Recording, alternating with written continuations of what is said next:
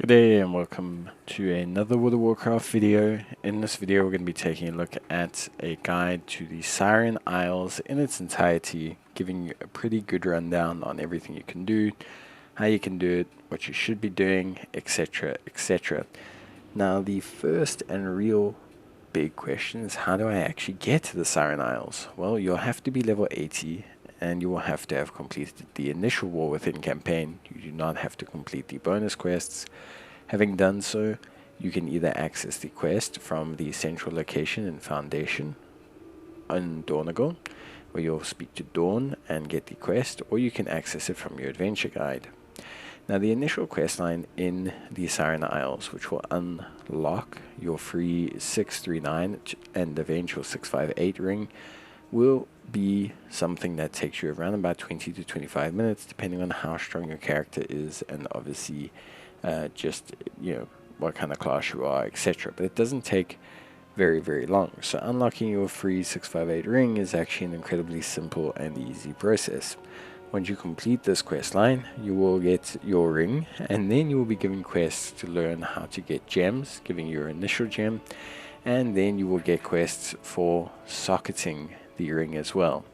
Now the ring itself is just a stat stick until you add in the gems, which will change how it functions, giving you abilities not unlike the Onyx Amulet, which we got from the Dragon Isles. So it's a very similar concept. Now the ring itself has a couple ways, firstly obtaining gems and upgrading it, which we'll talk about just now. But the main incentive of coming here is getting the ring. So if you are someone who is coming to this island, outside of maybe a mount and some other interesting stuff, your main incentive is the ring. So unless you're super into lore and really just want to find out what's going on with the Siren Isles, this is going to be your main reason for coming here. Now the ring itself can be upgraded in two ways. The first is obtaining different gems. Now unlocking the gems is pretty easy. You get them from a variety of content that you can find around the Siren Isles, traditionally being the events and rares that you will face along the island. But the gems will change based on the week that you are in. The Siren Isles rotates between three main packs: the Naga, the Valkyr, and then the Kalterian Pirates. The quests, rares, and events you face during each week are different, which gives you different gems. So you'll have to partake at the very minimum at least once within each week to get a good collection of gems. Unlocking these gems is then pretty simple, getting them from either the quest chains or from the various mobs that you'll face, rares, and events you'll complete. Now upgrading the ring, as in upgrading the ring's actual item level, is tied to a weekly quest that players will get each week. So for example, the first one is given to you directly after you get your ring. It will upgrade it to 642, but every week a new quest will unlock from the same vendor. This quest will give you 3 more item level to your ring.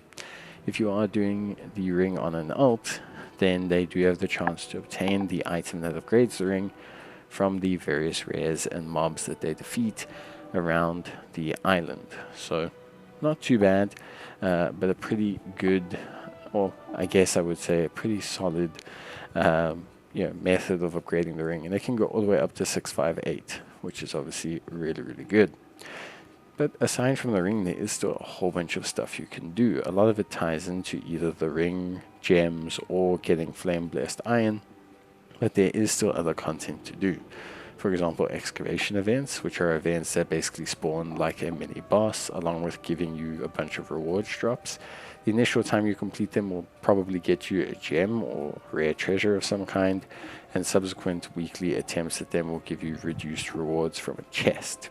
You also have the special assignment quests, the weekly quests that you can do around the island. So you have not only initial weekly quests, which give you Flame Blessed Iron along with other great prizes, especially now, like anniversary commendations, but then you also have the ability to pick up a lot of Valor Stones, which is awesome.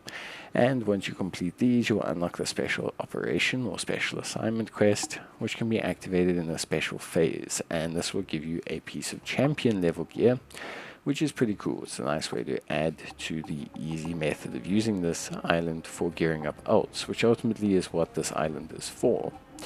Not only that, but you can defeat rares who all have a chance of dropping various prizes, not limited to different crests and flame-based iron, but also being some of them pets, toys, etc. transmog. Once you have completed the introductory quest line, you will be able to access the active storm phase. To do this, you will have to speak to the good old, who is it now? The good old Sally Boltrange, who's in the main hub. You can see her here, Susie Boltrange. Once you speak to her, you'll activate the storm phase, and here you can pick up equipment and basically run around doing what you do in the normal phase. The only difference is the enemies are tougher, and like I said earlier, this will allow you to complete your weekly assignment. Now, each week to access the storm phase, you will have to complete the initial world quests in the main hub zones, redoing them each week to the point where you can do the weekly storm phase. Once you're in the weekly storm phase, there's tons of stuff to do. Killing mobs, completing world quests, and killing rares will fill up your progress bar. Once fully completed, will give you the champion piece of gear.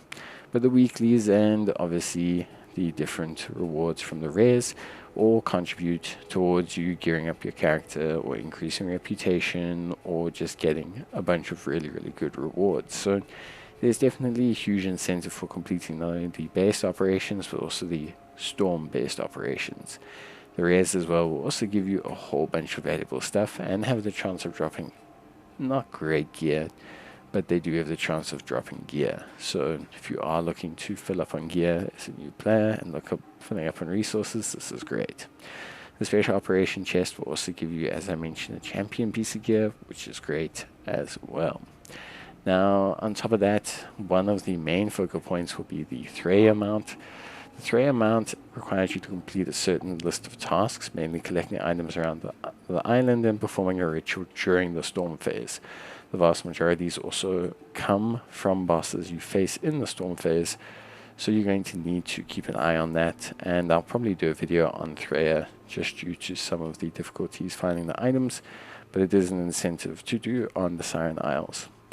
Getting access to the Siren Isles after the introductory questline is easy. You can catch the same Zeppelin from Dornagal, or ideally you can catch the mole machine from Ironforge. So mole machine is pretty cool. Sorry, not Ironforge.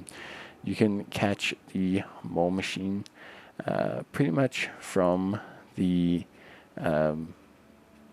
Ringing Deeps, which is really, really cool. And then last but not least, flame-blessed iron is a currency that drops from pretty much everything you do on the Siren Isles. I'll do a video on what you should get with it and everything and how you can farm it, but flame-blessed iron has a lot of purposes, transmog, etc., etc. One of the main incentives will be that it's easy to use to buy a whole bunch of catch-up gear that you can easily use on ults, not only by transferring the currency to ults for them to buy it, but just in general gives you a good method of catching up any characters that you've recently had ding max level.